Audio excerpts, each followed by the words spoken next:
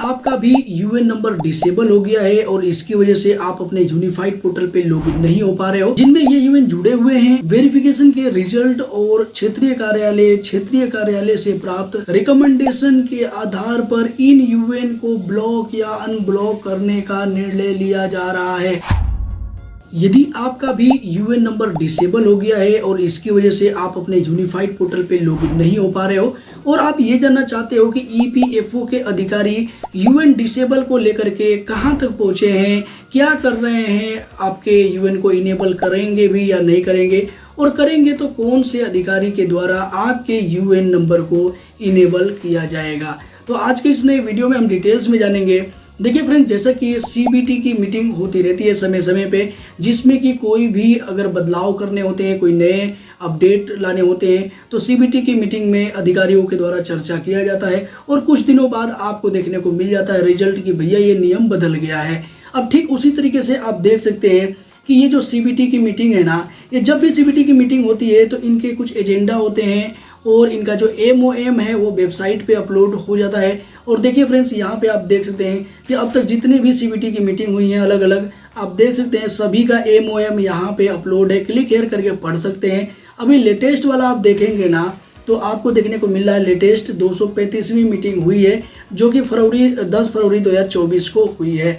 अब देखिए फ्रेंड्स, यहाँ से आप जैसे डाउनलोड करेंगे तो एक एमओएम डाउनलोड हो जाएगा और ये पीडीएफ फाइल 418 पेजेज का है। जी हाँ फ्रेंड्स, अब देखिए फ्रेंड्स, यहाँ पे इसका नाम आप देख सकते हैं, एजेंडा बुक 235 सीबीटी लिखा हुआ है। अब देखिए फ्रेंड्स, हालांकि ये 418 पेजेज का है, लेकिन हमने इसको काफ़ी हद तक पढ़ने का प्रयास किया है और जो सबसे बड़ा मुद्दा है जो यूएन डिसेबल का, उसके बारे में जानने का पूरा प्रयास किया है कि ईपीएफओ के द्वारा इस पे क्या कुछ काम किया जा रहा है। तो देखिए फ्रेंड्स, यहाँ पे हमें कुछ पॉइंट्स मिले हैं जो कि आपके साथ डिस्कशन करेंगे। हालांकि और भी पॉइंट्स इसमें मिलने बाकी हैं जो भी आपके फायदे के लिए रहेंगे, उसके लिए हम अलग से वीडियो लेकर के आएंगे, क्योंकि ये 418 पेजेज का है, पढ़ने में थोड़ा टाइम लगेगा। तो देखिए फ्रेंड्स, यहाँ पे हम यूएन नंबर की बात करें तो 7वें नंबर पेज पे बात किया गया है और अलग अलग नंबर पे बात किया गया है, वो हम देखेंगे। मैंने इधर 7वें पेज पे पढ़ा है तो इसलिए मैं इधर बता रहा हूँ, डायरेक्ट 7वें पे आ गए हैं, क्योंकि 1 से लेकर 18 तक ढूंढते रहेंगे तो ढूंढते ही रह जाएंगे। तो देखिए फ्रेंड्स, यहाँ पे आपको देखने को मिल रहा है, देखिए 7वें नंबर पे बात किया गया है यूएन ब्लॉक को लेकर के। देखिए आप देख सकते हैं और यहाँ पे अलग अलग अधिकारियों के द्वारा बात की जाती है। तो ये 7वें नंबर का पॉइंट कौन से अधिकारी के द्वारा बोला जा रहा है ये भी हम देख लेते हैं। तो यहाँ पे आप देखेंगे ना तो ये 6ठे नंबर पे ये श्री सुनकरी जी है, ये अधिकारी हैं कि एबीआरवाई के कारण ब्लॉक्ड यूएन का इशू भी उठाया तथा ऐसे यूएन को सेंट्रल लेवल पर अनलॉक के बजाय आरओ यानी कि रीजनल ऑफिस को अनलॉक करने की सुविधा प्रोवाइड करने पर बल दिया। देखिए फ्रेंड्स, यहाँ पे इस से ये पता चलता है कि ये जो भी आपका यूएन ब्लॉक हुआ है वो हेड ऑफिस से ब्लॉक हुआ है, सेंट्रल से ब्लॉक हुआ है और इसका जो परमिशन है वो आपके रीजनल ऑफिस के अधिकारी को भी नहीं है कि वो अनब्लॉक कर पाए। तो यहाँ पे इनके द्वारा, ये जो अधिकारी हैं इनके द्वारा बल दिया गया है कि भैया ये सेंट्रल लेवल को छोड़ो, आप इसको रीजनल ऑफिस को दे दो, जिससे कि रीजनल ऑफिस के द्वारा ये सारा कुछ वेरीफाई करके जल्द से जल्द जो आपका यूएन डिसेबल किया गया है उसको इनेबल किया जा सके। अब यहाँ पे हम जाएंगे 11 नंबर के पेज पे। अब देखिए फ्रेंड्स, यहाँ पे आप देख सकते हैं कि श्री गोविंद लेले जी ने बोला है 11 नंबर पेज पे यूएन डिसेबल को लेकर के ही बोला है। यहाँ पे देखिए क्यों निष्क्रिय हुआ है, देखिए 7A ऑर्डर्स के बारे में इन्होंने बोला है। इन्होंने बोला है कि कई 7A आदेशों में लाभार्थियों की पहचान किए बिना ही बकाया राशि का आकलन कर दिया गया है, जिसके कारण निष्क्रिय खातों की संख्या में वृद्धि हुई है। तो देखिए फ्रेंड्स, इनका जो भी राय है इन्होंने दिया है। उसके बाद से अब 11 नंबर के पेज पे तो हम आ चुके हैं, उसके बाद से अब 34 नंबर पेज पे जाएंगे।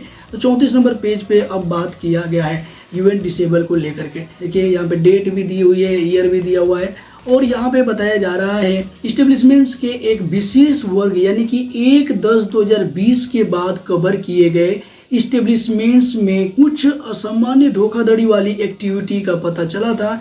इसके मद्देनजर सरकारी धन की सुरक्षा के लिए सतर्कता के तौर पर ऐसे इस्टेब्लिशमेंट से जुड़े यूएन को आगे की ऑनलाइन एक्टिविटीज के लिए ब्लॉक्ड डीएक्टिवेट कर दिया गया था। जी हाँ फ्रेंड्स, यहाँ पे आप देख सकते हैं कि इसके बारे में डिटेल्स में बता दिया गया है कि भैया किस लिए आपके यूएन को ब्लॉक्ड किया गया था। अब देखिए फ्रेंड्स, यहाँ पे एक्शन में भी बताया गया है। देखिए एक्शन में टोटल 3 पॉइंट्स इधर बताए गए हैं जो कि अभी हम जानेंगे। देखिए इन तीनों पॉइंट्स को आप पढ़ सकते हैं। जो पहला पॉइंट्स आप देख सकते हैं, यहाँ बताया गया है कि ब्लॉक किए गए यूएन की लिस्ट संबंधित क्षेत्रीय फील्ड कार्यालयों को उपलब्ध करा दी गई है। साथ ही निर्देश दिया गया है कि वे उन इस्टेब्लिशमेंट्स का आवश्यक वेरिफिकेशन करें जिनमें ये यूएन जुड़े हुए हैं। वेरिफिकेशन के रिजल्ट और क्षेत्रीय कार्यालय से प्राप्त रिकमेंडेशन के आधार पर इन यूएन को ब्लॉक या अनब्लॉक करने का निर्णय लिया जा रहा है। अब देखिए फ्रेंड्स, इसके अलावा भी बात की गई है। देखिए सेकेंड पॉइंट में आप देख सकते हैं और थर्ड पॉइंट में जो कि आपके यूएन डिसेबल को लेकर के ही बताया गया है।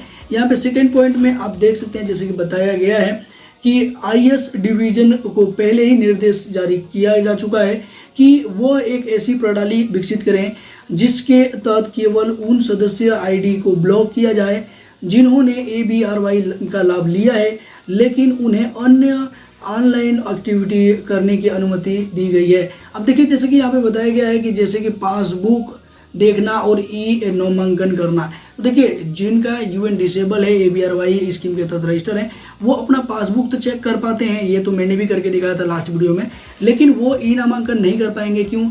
ऑनलाइन कैसे करेंगे जब वो यूएन पोर्टल पे लॉगिन ही नहीं होंगे। तो देखिए फ्रेंड्स, यहाँ पे हो सकता है कि अभी ऐसी प्रणाली डेवलप करने की बात की गई है। अब देखिए इसके बाद भी बताया गया है, आप देख सकते हैं।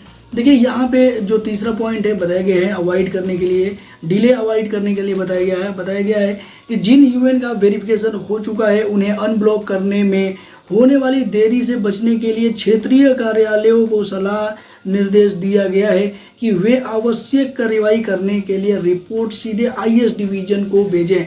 और देखिए फ्रेंड्स, यहाँ पे एट लास्ट में बता दिया गया है fund have to be safeguarded. यहाँ बताया गया है कि कुछ धोखाधड़ी एक्टिविटी के मद्देनजर धन की सुरक्षा की जानी चाहिए।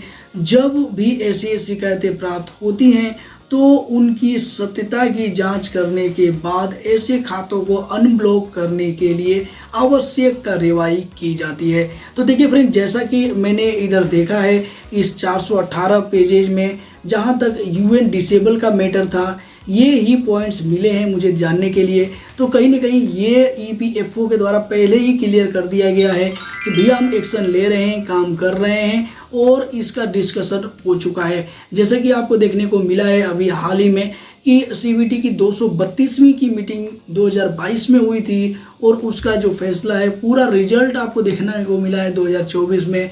जो फैसला हुआ था पहले कि भैया आपको 6 महीने से कम का पैसा मिलना चाहिए पेंशन का, अब इससे पहले नहीं मिलता था। तो अब जैसा कि EPFO के द्वारा ये कंफर्म भी कर दिया गया है कि अब आपको महीने वाइज पैसा मिलेगा और इसकी नई कैलकुलेशन भी जारी की गई है।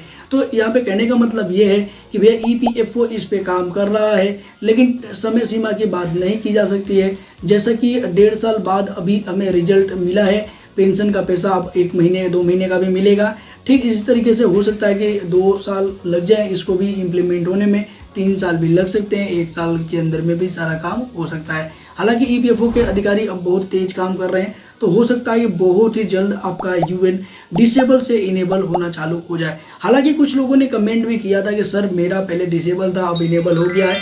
अब पता नहीं उन्होंने जोक में मैसेज किया था या फिर रियल किया था, क्योंकि उन लोगों से मैंने बोला भी था भैया ईमेल पे आप डिटेल प्रोवाइड करो, लेकिन कोई ऐसा डिटेल मिला नहीं है मुझे अभी तक।